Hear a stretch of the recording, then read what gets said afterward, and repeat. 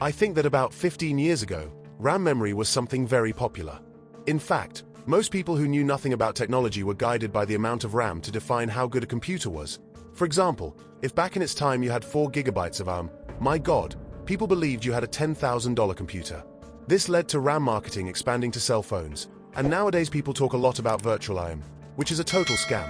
And that's why today I'm going to tell you about 3 mobile phones that are absolute beasts and very cheap, with up to 16 gigabytes of real RAM. Yes, probably more RAM than the computer you're watching this video on.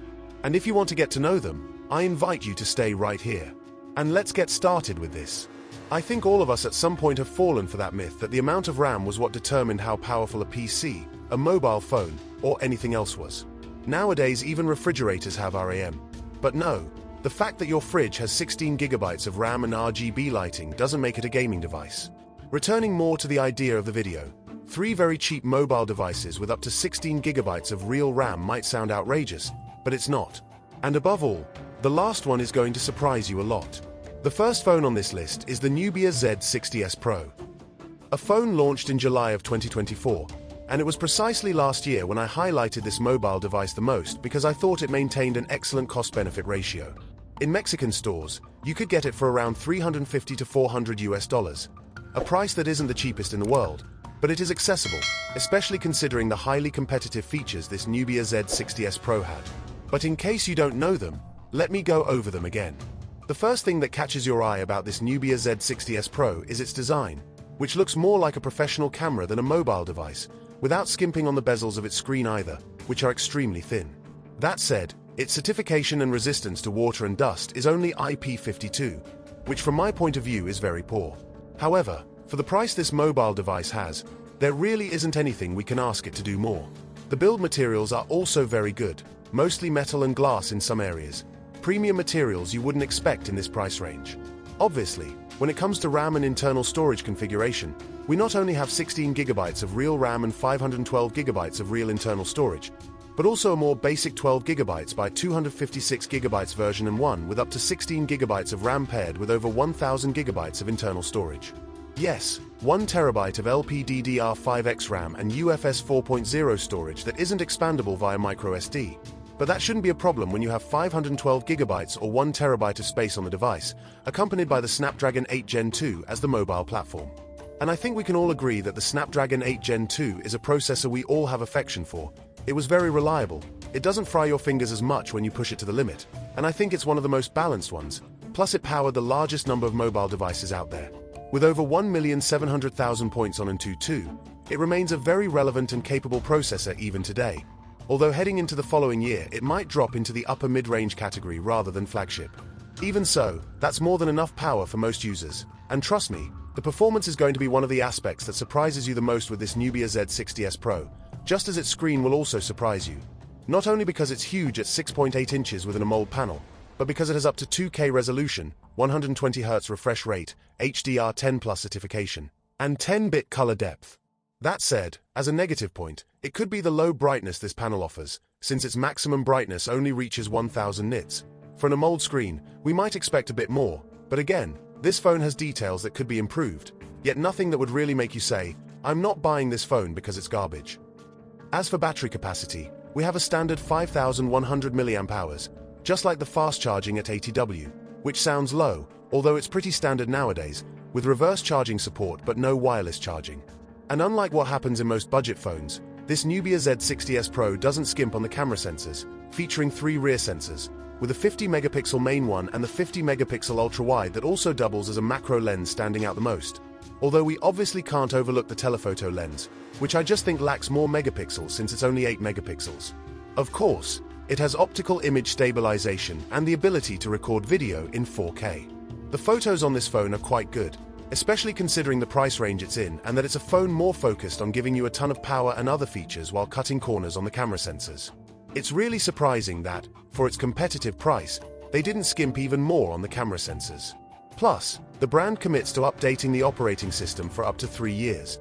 Considering it launched in 2024, that means 2025, 2026, and 2027 are covered by the company itself. Third place and the bronze medal goes to this EE.UU Z60s Pro. Moving on to second place and the silver medal, a phone that I personally tested, and the truth is I'm still amazed by it. We go from the Snapdragon 8 Gen 2 to the Snapdragon 8 Gen 3 with the OnePlus 12. A phone that in its global version also has a variant with 16GB of RAM and 512GB of internal storage. Although if you buy the Chinese version with global ROM, there's a version that goes up to 24GB of real RAM with 1TB of internal storage. We're talking about this phone having almost the same amount of RAM as my computer, 32GB, which is totally insane, the amount of technology that can fit into such a small space. But anyway, let's go over everything about this OnePlus 12. And it's not very different from the current OnePlus 13. I personally tested this phone last year and it blew me away. I used it for a whole month and honestly I have very few complaints about this OnePlus 12. From the in-hand feel to the performance, photography, and battery life, it felt exactly like what a flagship phone should be. As for its build materials, we have an aluminum frame and glass, which I tell you, feels really good in the hand, although the water and dust resistance certification is improvable since we only get IP65. But well, it's tradition for OnePlus to cut corners in this area to boost other features, like its screen, which I think, along with its processor and camera sensors, are the best things this mobile device has. Here we have 6.82 inches of an AMOLED-type panel with curved edges on the sides that make the bezels ultra-thin. Plus, we have LTPO technology to provide a variable refresh rate and thus benefit the device's own battery life, with a maximum peak refresh rate of 120Hz, in addition to 4500 nits peak brightness. A very bright, very fluid screen with extremely exquisite colors that is also very resistant thanks to its Corning Gorilla Glass Victus 2 protection. Which, if you don't know, is the one Honor promotes by saying it can crack a walnut with the screen of their devices.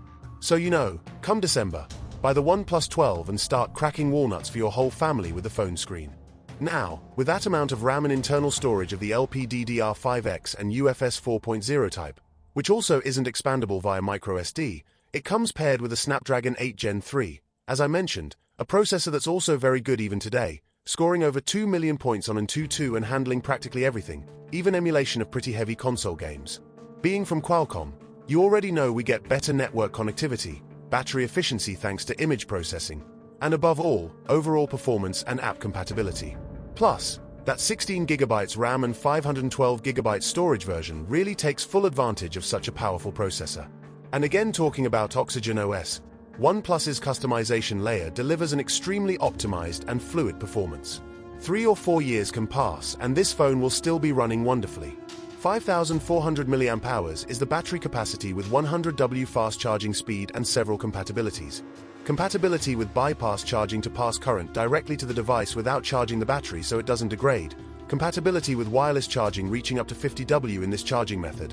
And compatibility with reverse charging. Come on, we're literally looking at a powerful flagship phone. And as for its camera sensors, here we have better sensors, but not by a huge difference compared to those of the Nubia Z60S Pro.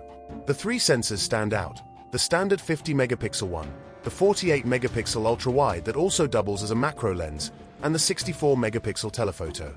The phone can record video in 4K and 8K. It has an ultra-steady video mode which is basically ultra-video image stabilization that's perfect for content creators. And it also beats Samsung Galaxy in zoom because it reaches up to 120x zoom with a monstrosity of camera sensors this OnePlus 12 has. And regarding updates, the brand gives us up to 4 years of operating system updates. Considering this phone was announced in December 2023, it will still reach 2027 updating Android without any problem. And nowadays its price has dropped completely. You can easily get it brand new on Amazon US for around $600, and don't even get me started on refurbished ones. They're way below $500. If I had to buy a phone this year, it would be the OnePlus 12. Although it's true that there is a phone in first place that's better than this OnePlus 12 in one aspect that stands out above all others: raw power. And from my point of view, the gold medal goes to the Poco F7 Ultra.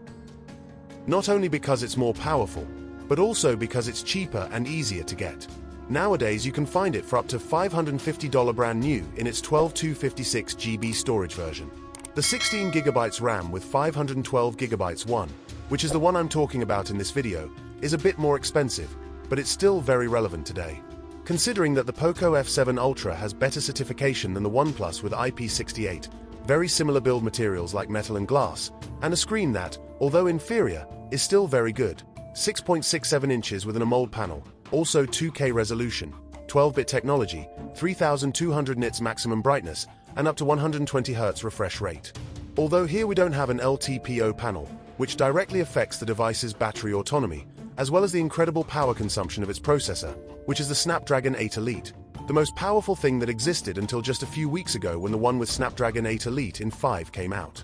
So yeah, we have a processor that's still relevant even looking 5 or 6 years into the future, paired with LPDDR5X RAM and UFS 4.1 internal storage, one of the best storage memories, up to 50% faster than those in the Nubia Z60S Pro and the OnePlus 12. Heads up, because it's also not expandable via microSD. So we already know we have an excellent screen for multimedia consumption and a very powerful processor that, come on, until a week ago was the most powerful thing you could find in a mobile device for an extremely tight price. Its battery is 5,300 mAh capacity with wireless charging compatibility, also reaching 50W speed via this charging method, and up to 120W wired charging speed, with updates promised for up to 6 years according to Xiaomi. At least that's what they promise. We know it's the first time they've given so much support, or at least for so long, to a mobile device. We'll have to wait and see if they keep their word. This Poco F7 Ultra, besides being easier to get, also has a price that with deals becomes totally outrageous considering the flagship-level features this mobile device has.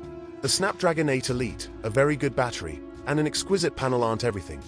We also have a solid improvement in the camera sensors, including 3 on the back, a 50-megapixel main lens, a 32-megapixel ultra-wide, and a 50-megapixel telephoto that also doubles as a macro lens.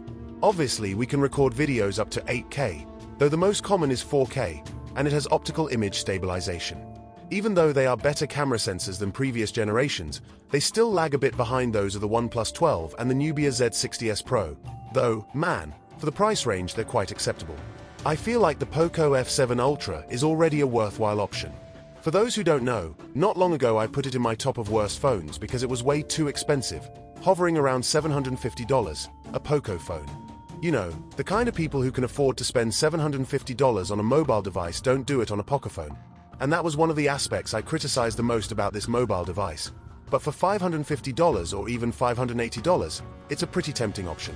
But tell me, did you expect there to be so many phones with real RAM reaching up to 16 gigabytes and even going as high as 24 gigabytes of RAM like the OnePlus 12? As always, I'll read you and hand out hearts. With nothing more to say, see you in the next video.